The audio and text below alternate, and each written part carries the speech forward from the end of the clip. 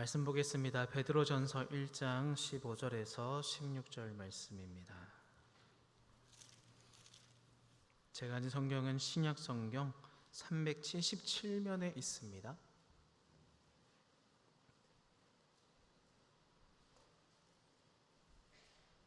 베드로전서 1장 15절 16절 우리 한 목소리로 함께 읽도록 하겠습니다. 오직 너희를 부르신 거룩한 이처럼 너희도 모든 행실에 거룩한 자가 되라. 기록되었으되 내가 거룩하니 너희도 거룩할지어다 하셨느니라. 아멘. 우리 옆에 계신 귀한 지책 이렇게 말씀으로 선포했으면 좋겠습니다. 하나님이 우리를 거룩하게 만들어 가십니다. 한번 선포해 볼까요?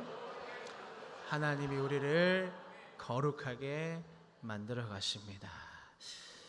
제가 어제 유년부 제자훈련을 이제 하고 있는 5명의 아이들과 복음을 전하는 어린이란 주제로 마지막 이제 복습 모임을 하는 중에 이제 준서라는 2학년 친구가 있어요. 이 친구가 장난기도 많고 또 열심도 있는 친구인데 이제 훈련 중에 갑자기 손을 번쩍 들더니 질문이 있다는 겁니다. 제가 잠깐 고민했습니다. 이렇게 한창 잘 듣고 있는데 지나갈까도 생각하고 또 평소에 장난을 많이 치는데 이번 질문도 장난일까 생각도 하고 아니면 진짜 궁금한 게 있나 라고 생각해서 질문할 기회를 주었더니 저에게 이렇게 물었습니다. 목사님, 예수님이 저의 모든 죄를 용서해 주셨고 저를 구원해 주셨는데 왜 저는 자꾸 죄를 지을까요? 라고 질문을 하더라고요. 우리는 이렇게 생각할 수 있습니다. 하나님이 우리를 구원해 주셨는데 나 구원 받았는데 이제 구원받고 천국 가는데 영생 누리는데 이 삶 속에서 왜 내가 그리스도인답게 살아가야 하는 것일까? 죄의 문제가 해결됐으면 예수님이 내 죄를 용서해 주셨으면 이제 다 끝난 것 아닌가? 맞습니다. 하나님이 그의 아들 독생자 예수 그리스도를 우리에게 보내주셨고 우리를 구원해 주셨습니다. 그리고 우리의 이 죄의 문제도 해결해 주셨습니다. 이제 우리는 이 죄에 대한 책임을 지지 않아도 됩니다. 예수님의 피로 다 갚아주신 것이죠. 그런데 우리의 죄의 책임은 해결되었지만 이 죄의 오염은 여전히 우리 안에 남아 있습니다. 우리는 예수님을 믿음으로 그의 의를 입었지만 우리 안에는 여전히 죄를 갈망하는 연약함이 남아 있다는 것이죠. 그렇게 우리에게는 이 하나님의 거룩한 성품을 닮아가는 과정과 시간, 성화가 필요합니다. 예수님을 믿기 전에 옛사람은 이 죄와 유혹밖에 없는 인생이라면 예수님을 믿고 난 새 사람은 죄와 유혹밖에 없는 인생에서 그것을 넘어서서 하나님의 형상을 따라 살아가는 삶이 있음을 알게 된 인생을 살아가기 시작합니다. 아는 것도 생각하는 것도 즉 모든 것이 이전과 달리 새로워지기 때문에 그것을 쫓아가게 되는 것이죠. 그러한 자는 의와 거룩 가운데 거하면서 인식하는 것도 판단하는 것도 새 사람으로 살아가게 됩니다. 즉 성도는 성화를 통해서 그리스도 안에서 우리의 옛사람이 죽고 새 사람이 되게 하신 하나님의 역사를 믿음으로 매일 죄를 버리고 거룩한 삶을 살아가야 하는 것인데요. 그러나 예수 그리스도가 없는 인생, 하나님을 믿지 않는 인생을 살면서도 바르게 살 수 있다고 생각하는 사람들이 있습니다. 크게 죄를 안 짓고 남에게 피해 안 주고 그렇게 바르게 살면 잘못 안 하면 되는 거지라고 여기며 사는 사람들이 있다는 것이죠. 하지만 여러분, 하나님을 믿지 않는 것, 예수 그리스도가 없는 인생 그 자체가 이미 죄밖에 없는 인생입니다. 그곳에서는 이 죄밖에 나올 수가 없는 것이죠. 예수 그리스도를 알지 못하는 인생, 예수 그리스도를 인정하지 않는 인생의 선택지는 오직 죄와 형벌뿐입니다. 그런데요, 우리가 기억해야 될 것은 그러한 죄밖에 없는 인생도 결국은 누구 안에 있다는 것입니까? 주님 안에 있다는 것입니다. 예수 그리스도가 없는 인생 자체가 이미 죄이지만 그런 인생도 주님 안에 있음을 기억하고 인정하면서 우리는 그들을 향한 사랑의 마음으로 섬기고 복음을 전하며 살아야 하는 것이죠. 그것이 우리가 전도하는 이유 아니겠습니까? 빌립보서 1장 6절 말씀 우리 같이 한번 읽어볼까요? 너희 안에서 착한 일을 시작하신 이가 그리스도 예수의 날까지 이루실 줄을 우리는 확신하노라. 이 말씀은 말합니다. 우리를 그리스도 예수의 날까지 이루어 가신다. 우리를 세워 가신다. 우리를 이끌어 가신다. 누가요? 우리 안에서 착한 일을 시작하신 이 바로 예수 그리스도 하나님이십니다. 이처럼 성화는 하나님이 이루어 가시는 일입니다. 그러나 이것은 우리가 가만히 있어도 된다는 말은 아닙니다. 하나님이 이루어 가시니, 하나님이 이끌어 가시니 나는 아무것도 안 해도 되겠다. 나는 가만히 있어야겠다. 옛사람처럼 나의 정욕대로 살아가도 하나님이 알아서 하실 거야가 아니라는 것이죠. 성화에는 분명하게 나의 능동적이고 실제적인 참여가 필요합니다. 우리는 이 남아있는 죄의 연약함과 끊임없는 싸움을 하면서 그러한 싸움에서 지는 일이 비일비재하여도 이 싸움을 멈추거나 항복해서는 안 된다는 것이죠. 우리 안에 거하시는 성령 하나님은 우리에게 거룩을 요구하십니다. 참으로 거듭난 성도는 이 요구에 반응하면서 거룩하기 위해 노력하고 죄에 빠져도 그때마다 자신이 누구인지를 생각하면서 돌이키며 살아야 한다는 것이죠. 베드로전서 1장 15절 16절입니다. 오직 너희를 부르신 거룩한 이처럼 너희도 모든 행실에 거룩한 자가 되라. 기록되었으되 내가 거룩하니 너희도 거룩할지어다 하셨느니라. 오늘 본문 말씀인데요, 베드로는 성도들을 향해 거룩한 삶을 살아갈 것을 권고하고 있으면서 그 이유를 제시하고 있습니다. 그 이유가 무엇입니까? 말씀 한번 띄워주시겠어요? 성도는 거룩하신 하나님을 닮아야 된다는 것입니다. 거룩하신 하나님을 닮아가는 방법이 무엇입니까? 거룩한 삶을 살아가는 것이죠. 그들을 부르신 자가 거룩하기 때문에 그분처럼 우리의 모든 행실에서 거룩을 쫓아야 한다는 것입니다. 이 15절에서 중요한 것은 거룩만이 아닙니다. 모든 행실에 거룩한 자입니다. 즉 우리의 이 실제적인 삶에서의 거룩함, 하나님과 교제함에 있어 영적으로 도덕적으로 성결하게 거룩하게 살아야 한다는 것이죠. 즉 우리의 이 내면의 변화로만 그치는 거룩이 아닙니다. 일상적인 삶에서 이루어지는 거룩입니다. 베드로는 모든 행실에 거룩한 자라고 말하면서 이 세상 속에서 윤리를 실천하는 실천적인 모습을 우리에게 제시하고 있는 것이죠. 즉 우리는 거룩한 백성이니 우리의 모든 행위를 거룩과 일치되게 하라는 것입니다. 그리고 말하죠. 기록되었으되 내가 거룩하니 너희도 거룩할지어다 하셨느니라. 이 말씀이 어디에 기록되었을까요? 구약 레위기 11장 44절인데요. 우리 같이 읽어볼까요? 나는 여호와 너희의 하나님이라. 내가 거룩하니 너희도 몸을 구별하여 거룩하게 하고 말미암아 스스로 더럽히지 말라. 베드로는 이 레위기의 말씀을 의도적으로 인용하고 있는데요. 그 이유는 바로 이 율법을 말하기 위해서입니다. 즉 복음 안에 살고 있다 할지라도 이 구약 성경이 말하는 율법의 정신을, 즉 말씀대로 살아가야 함을, 그 말씀을 지켜야 함을 무시해서는 안 된다는 것이죠. 예수 그리스도의 오심으로 율법이 폐하여진 것이 아니라 완전하게 되었기 때문에 그리스도를 따르는 그리스도인들은 예수님이 보여주신 이 율법의 삶의 원리를 따라서 윤리적으로 일상적인 거룩을 사모하며 이루어 나가야 됨을 말하고 있는 것입니다. 그러한 일상적인 삶의 거룩을 성경에 등장하는 그들만 이루는 것이 아닙니다. 오늘을 살아가는 우리 모든 그리스도인들은 이러한 삶의 거룩을 우리의 삶에서 실제적으로 이루어가야 하는데요, 그렇기 위해 필요한 것이 바로 이 성화의 수단을 우리가 직접적으로 활용하는 것입니다. 성화의 수단이란 다르게 말하면 은혜의 방편입니다.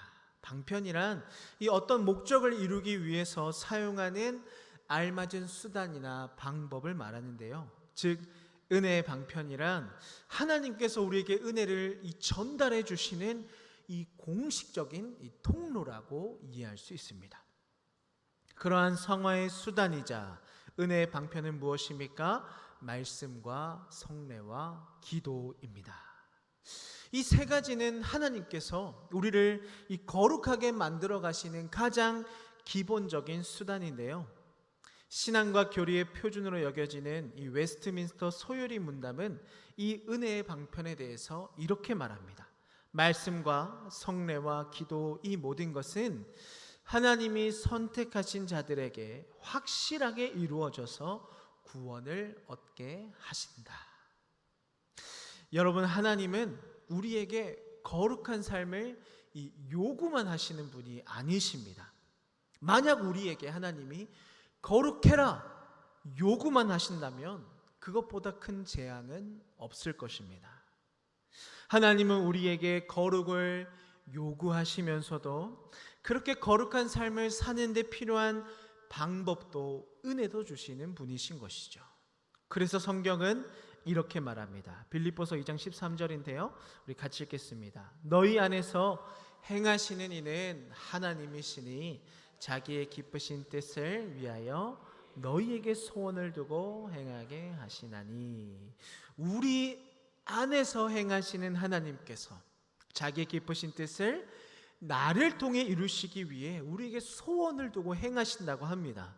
다른 어떤 이 초월적인 존재가 아니라 죄가 없는 착한 존재가 아닙니다. 죄로 인해 이 하나님과의 관계가 틀어졌지만 예수 그리스도의 보혈로 회복되고 예수 그리스도의 의를 입어 의롭다함을 입었지만 여전히 그 안에 죄의 오염이 있는, 연약함이 있는 나를 통해서, 우리를 통해서 하나님이 그 뜻을 이루어 가시겠다는 것이죠. 그러한 은혜의 방편들을 살펴보고 주시는 은혜를 함께 나누고자 하는데요, 우리 첫 번째 은혜의 방편은 하나님의 말씀입니다. 먼저 하나님의 말씀은 우리에게 이 죄가 무엇인지를 알려줍니다.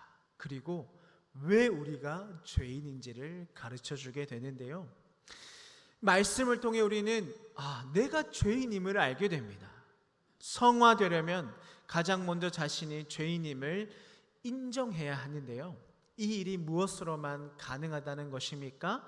하나님의 말씀으로만 가능하다는 것이죠. 말씀은 우리가 죄인이라는 것과 그로 인한 비참함을 깨닫게 합니다. 특히 이 말씀 안에 있는 이 율법적인 요소들이 이것을 감당하는데요, 로마서 5장 13절 같이 읽어볼까요? 죄가 율법이 있기 전에도 세상에 있었으나 율법이 없었을 때에는 죄를 죄로 여기지 아니하였다. 로마서 7장 7절도 읽겠습니다. 율법으로 말미암지 않고는 내가 죄를 알지 못하였으니 곧 율법이 탐내지 말라 하지 아니하였더라면 내가 탐심을 알지 못하였으리라 고백합니다. 죄가 율법이 있기 전에도 세상에 있었다는 것이죠. 그런데 이 죄가 죄인 줄 모르고 살았다는 것입니다. 자기의 뜻대로, 자기의 원함대로, 자기의 유익대로 죄를 따라 살아갈 수밖에 없는 인생이었다는 것이죠. 그 이유 중 하나를 율법이 없었기 때문이라고 말합니다. 그러나 율법은 죄를 알게 하고 나의 탐심을 알게 한다라고 고백합니다. 율법으로 말미암지 않고는 내가 내 죄를 몰랐는데, 내가 죄인인지도 몰랐는데 율법을 통해서, 말씀을 통해서 나의 죄와 나의 죄인됨을 알게 되었다는 것이죠.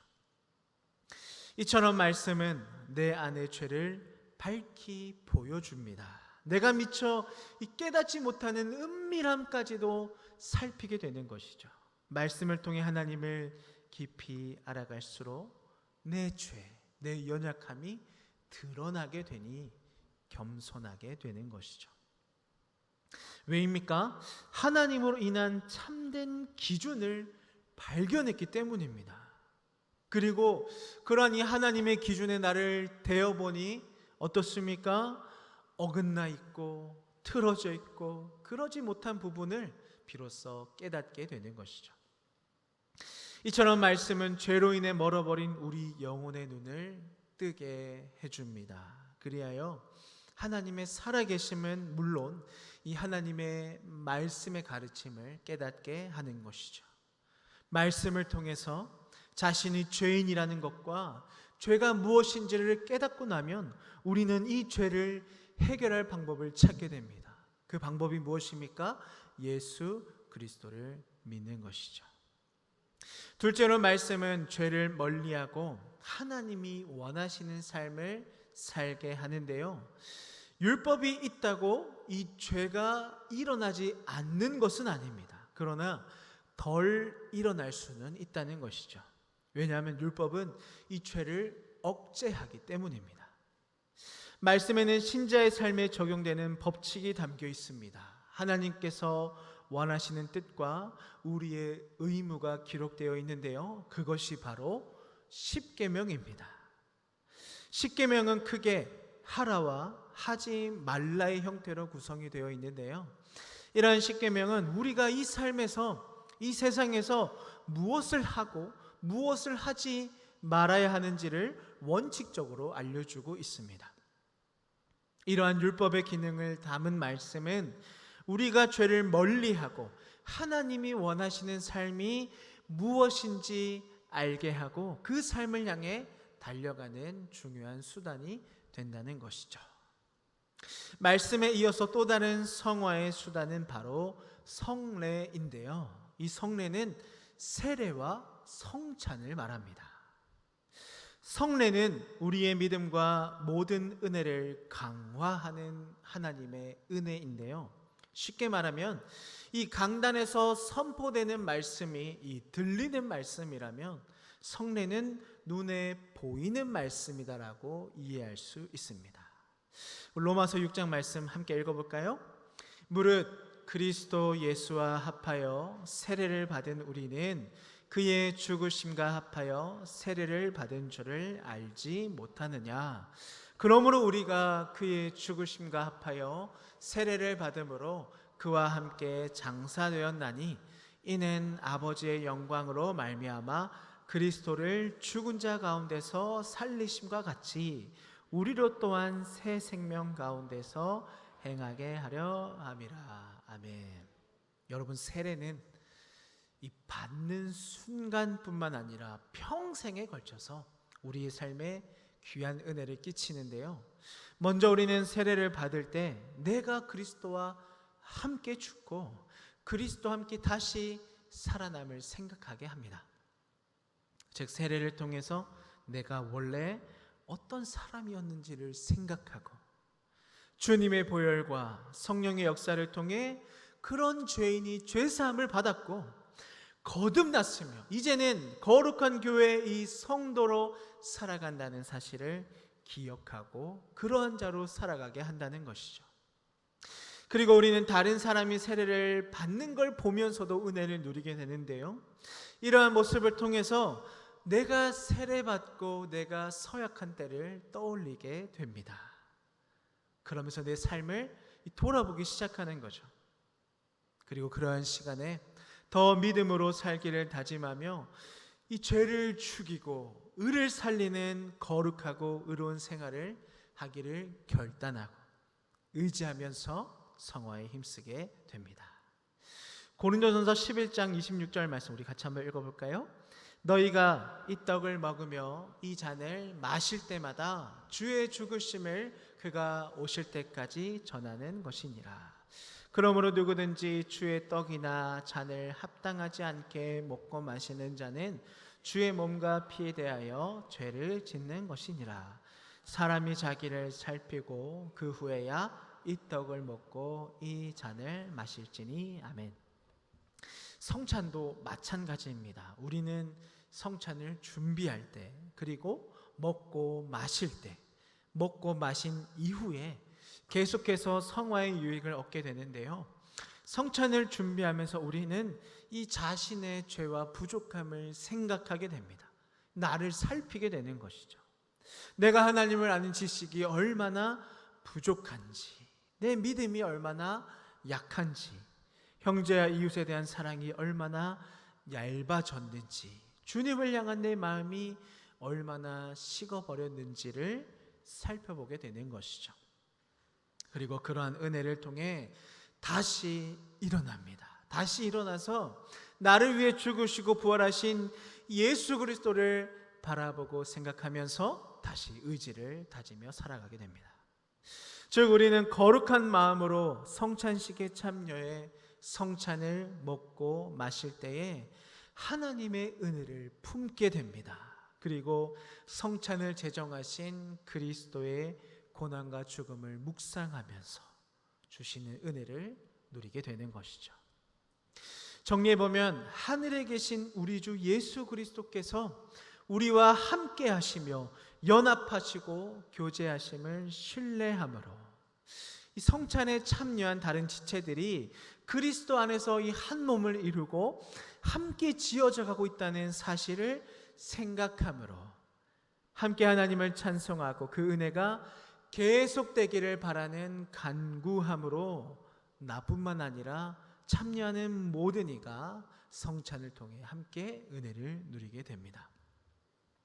마지막으로 살펴볼 은혜의 방편은 기도인데요, 우리는 일반적으로 이 기도를 이 간구에만 한정하게 됩니다.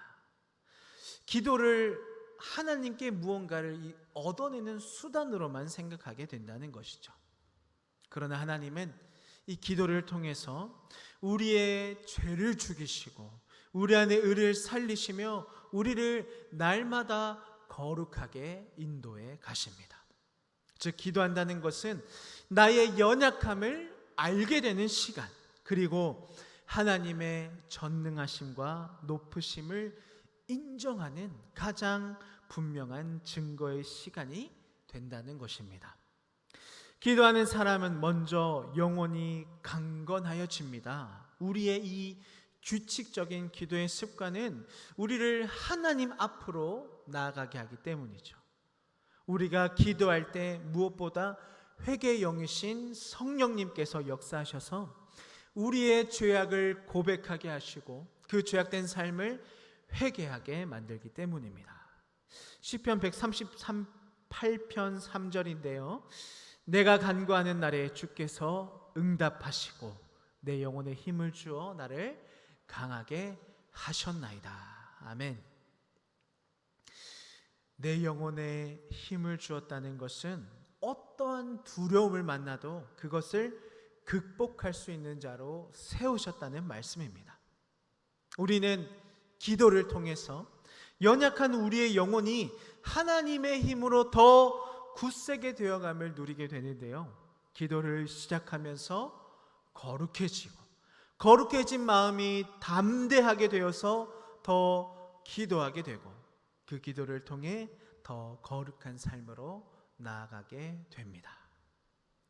두 번째로 기도는 자신뿐만 아니라 다른 이를 돌아보게 합니다. 기도로 인해 영적으로 건강해진 사람은 이 다른 사람에게 도움을 줄 수 있는 이 능력의 사람으로 변화되어져 가기 때문인데요, 기도를 통해 우리의 죄악을 쏟아내고 회개함으로 돌이키면 그 비어진 자리에 주님의 마음이, 이 주님의 성품이 차오르게 됩니다. 그리고 그러한 과정을 통해서 우리의 내면이 그리스도의 성품으로 변화되어져 가는 것이죠. 마치 우리가 꽃집에 있으면 이 꽃향기가 내 옷에 스며들고 나와 함께 머무르는 것처럼 기도의 습관이 우리를 저절로 주님의 성품에 물들게 한다는 것입니다. 마지막으로 기도는 하나님의 뜻이 이 세상에서 이루어지게 합니다. 우리 마태복음 26장 말씀 우리 같이 한번 읽을까요? 조금 나아가사 얼굴을 땅에 대시고 엎드려 기도하여 이르시되 이 잔을 내게서 지나가게 하옵소서. 그러나 나의 원대로 마시옵고 아버지의 원대로 하옵소서 하시고. 아멘. 여러분, 기도는 철저하게 하나님의 손에 붙잡혀서 그 기도를 통해 그분이 하시고자 하는 일이 온전히 이루어져감을 보는 시간입니다. 우리는 기도를 통해서 그것을 이루신 분이 누구인지를 알게 되며 그 붙잡힘 속에, 그 이끌림 속에 이끌림으로 붙잡힘으로 살아가게 되는 것이죠. 하나님은 기도의 응답의 여부와 상관없이 그 과정 자체로 우리를 은혜로 누리게 하시는 하나님이신 줄 믿습니다. 그렇게 하나님이 우리에게 기도하게 하시는 것이죠.